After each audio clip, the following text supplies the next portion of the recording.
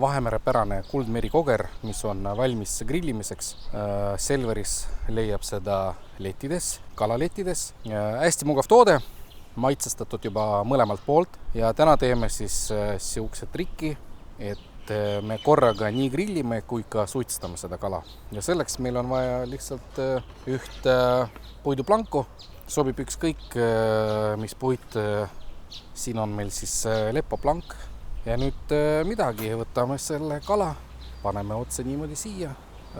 Optimaalne aeg on 15–20 minutit, sõltub kala suurusest. Grill võiks olla kuum, rohkem kui 200 kraadi, et kala ikkagi grilliks. Mis siis juhtub? Kui on kõva kuumus, väike leekall, siis plank läheb altpoolt põlema, siis tuleb mõnusat sellist suitsu.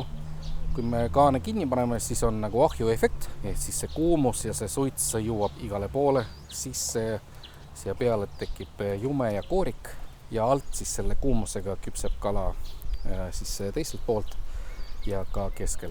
Selveris on müügil uued jaapanipärased, aasiapärased baklažaanid, sellised piklikud, vähem kibedad. Neid on hea grillida kala, miks mitte ka liha ja juustu kõrvale.